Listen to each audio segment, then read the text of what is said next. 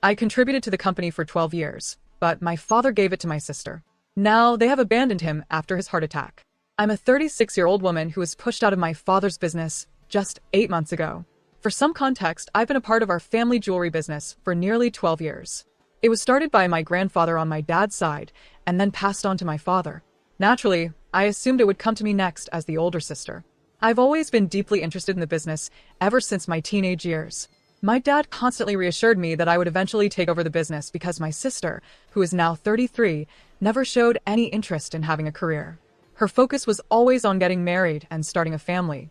So if there was going to be an heir for the business, it would logically be me. This assumption was always taken for granted.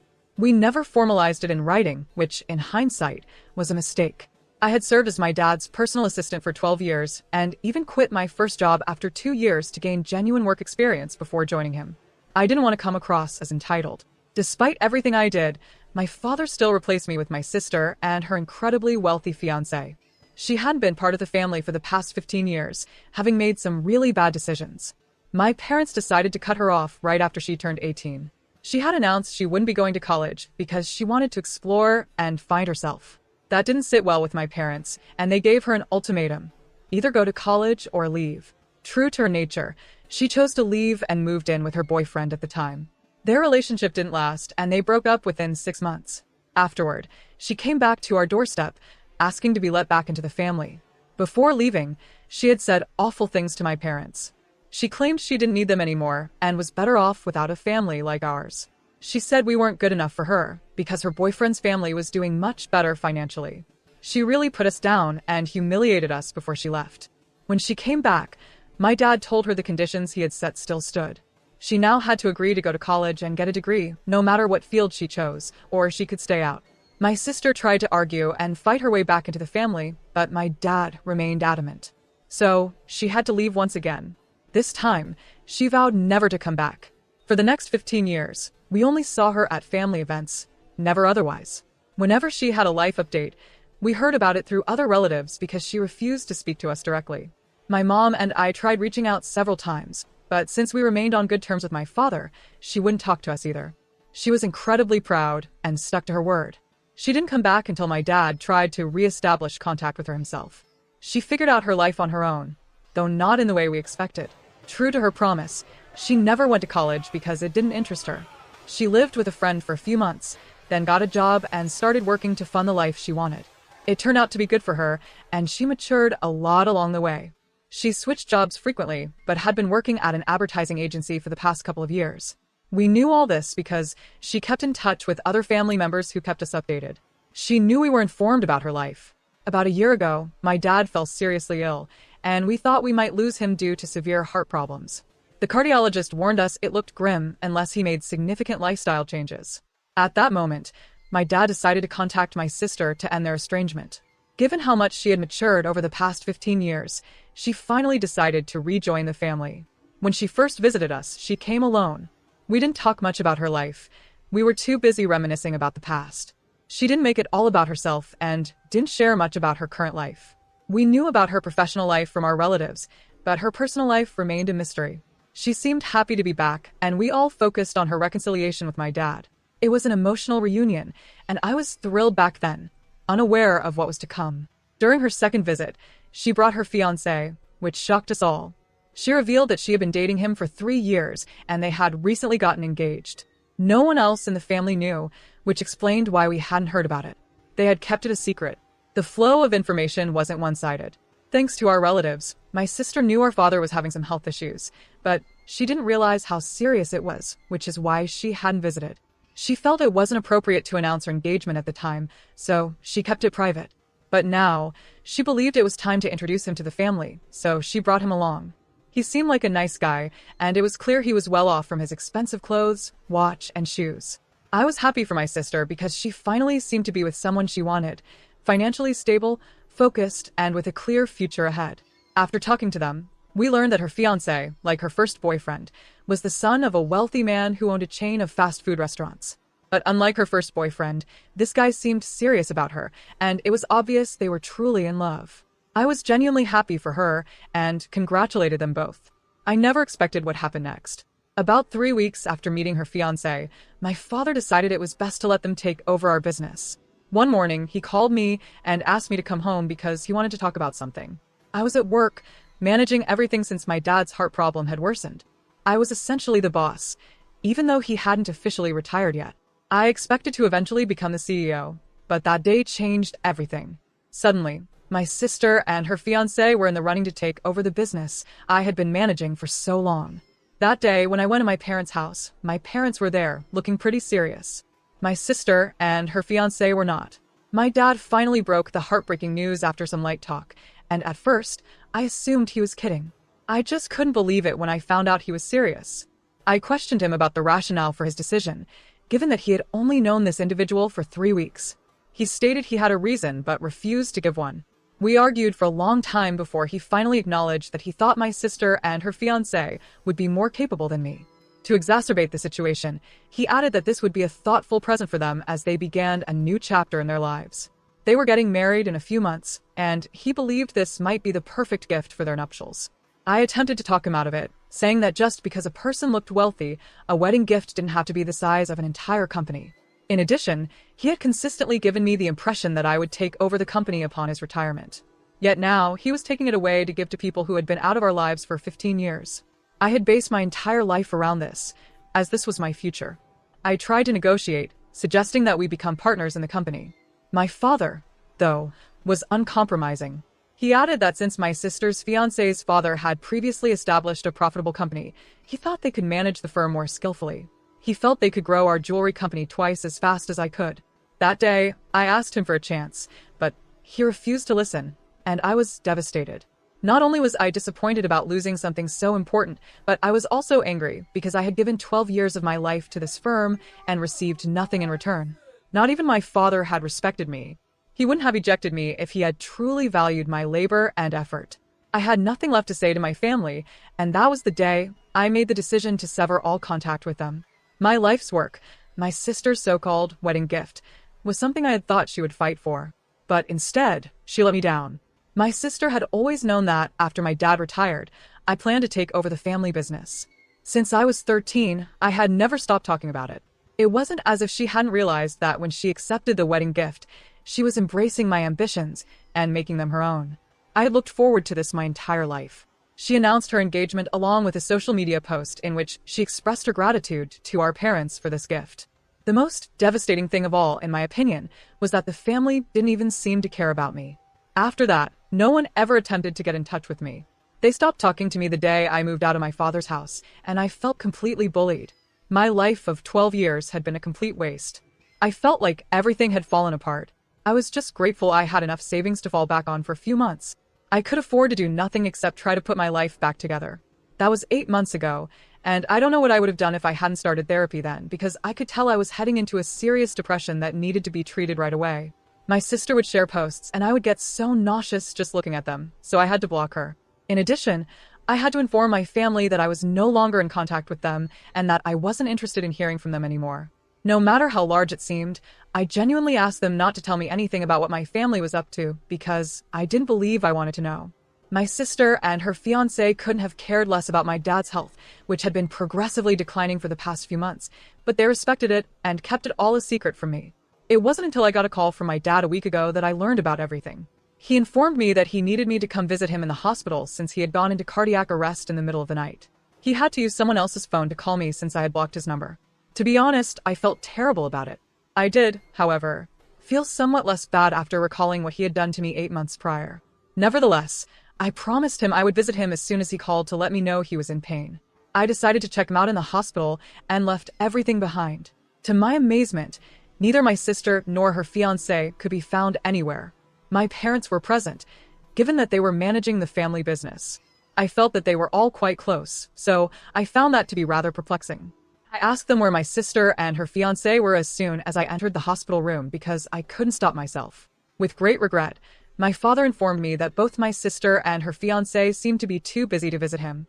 As someone who had been managing the company for 12 years, I found this startling because it's a profitable venture that essentially runs itself. We are not required to be at work all the time unless there is an emergency. I asked my dad whether they had visited him at the hospital since his heart attack, and he said no. They hadn't gone down there because they were too busy to come see him. They had texted him back after he called, saying they were too busy to visit until he was released from the hospital. I was shocked to learn this information, and I believe my dad recognized he had made a serious mistake in letting my sister and her fiancé take over the company. He admitted to me that apologizing for what he had done was one of the main reasons he had called.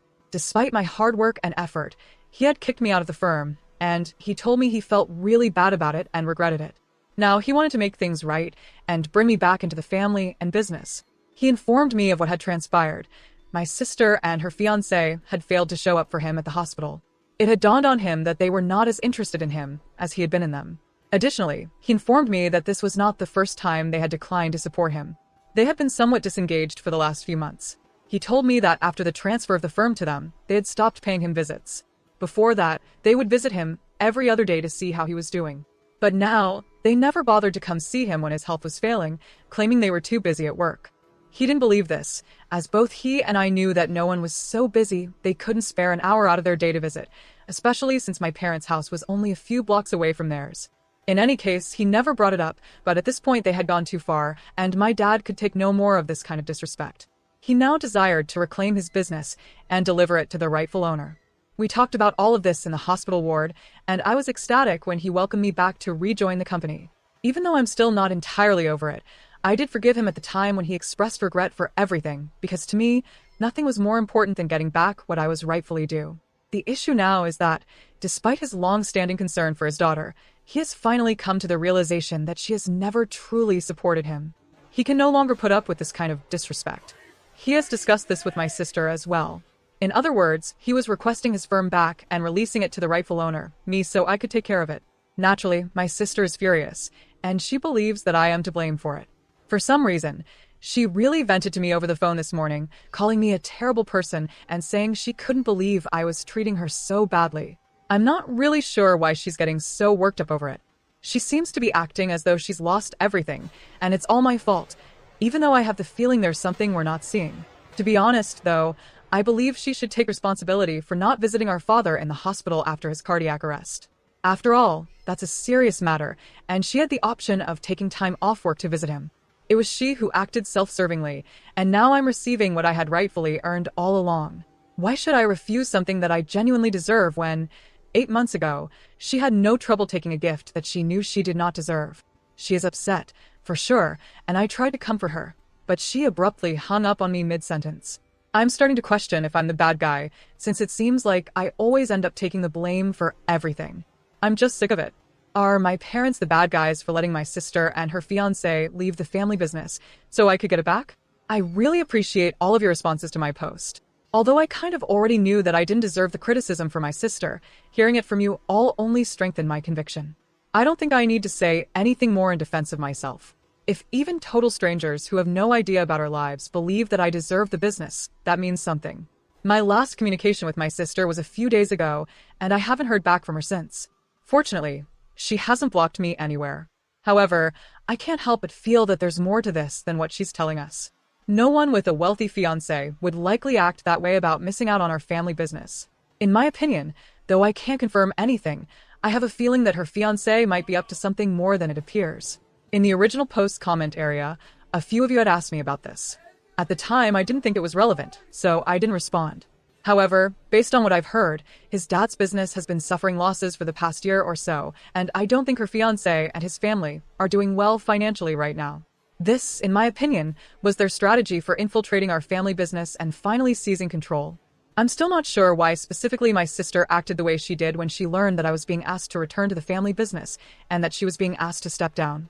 She shouldn't have to worry if her fiancé is wealthy and has his own business, but she was still heartbroken. She was going to come around and tell us about it pretty soon, but something just didn't add up.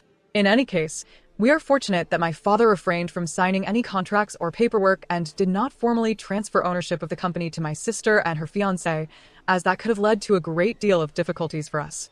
They were working under him in the role that I'd held before, but he remained the CEO, preparing them to take over in the future. But I don't think that will happen now. My father informed me that, although my sister is very distressed, he is not able to take care of her at this time. He's already talking to a lawyer and getting the paperwork ready so I can take over as soon as possible, and it can be made formal and official. He just wants to sign everything over to me so that I can handle it all.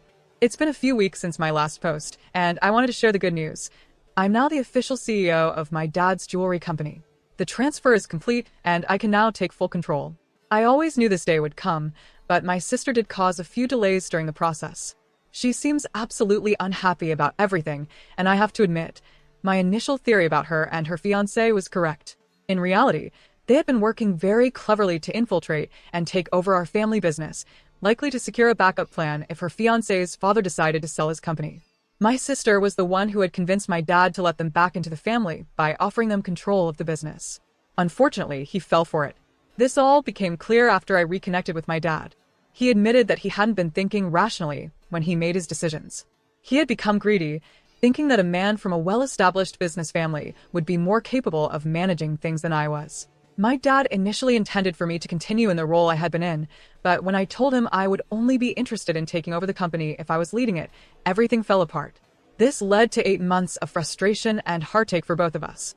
Fortunately, my dad realized his mistake before it was too late, and we managed to avoid a major disaster. My sister's fiancé and his family have little to no reputation in the market at the moment, and I've been hearing rumors that his father's business has been struggling for the past year. I didn't want to believe it at first, but my dad confirmed the situation. After everything was revealed, my sister finally acknowledged what she had been trying to do and set aside her pride to reach out to me. A few days before the announcement that I would take over as CEO, she contacted me to say that she and her fiancé were desperate for work because they didn't know how long his father's business would hold up. She pleaded for my help. I told her I would consider it, but the truth is, knowing their initial motives makes it hard for me to trust them. It's not that I don't want to support her, but how can I hire someone I don't trust? I asked her to give me some time to think, and so far, she's respected that. Update 5. I've made the decision not to hire my sister and her fiancé. I know some people might think I'm being too self-centered, but in all honesty, I can't trust them. They initially accepted my dad's offer to take over the business, and for the following 8 months, they never reached out to me. They've shown no empathy or concern for anyone but themselves, and I just can't surround myself with people like that, let alone employ them. I had to break the news to my sister that I wasn't able to help her. As expected, she didn't take it well. She stormed into my office, calling me cold-hearted and self-centered, and saying that she regretted ever letting me take back the company. That struck me as odd, considering she had no say in the matter. My dad made the decision, and as his choice, I was always going to respect it. What really got under my skin, though, was when she said that she had done me a favor by stepping aside. It's quite naive of her to expect me to feel grateful when she never seemed to care about me. I calmly told her that she had done no favors, either now or in the past, and I didn't owe her anything. The situation escalated when she started yelling at me, so I asked her to leave. When she refused, I had no choice but to call the police and have her removed. I didn't want to deal with any more drama, especially as I'm already dealing with so much at work. She left as the police arrived, and since then, I haven't heard from her. I'm hoping this is the end of it. If she continues to harass me, I'll take legal action and get a restraining order. At this point, I'm done. Thank you for watching this video. Don't forget to subscribe and hit notification bell to stay updated.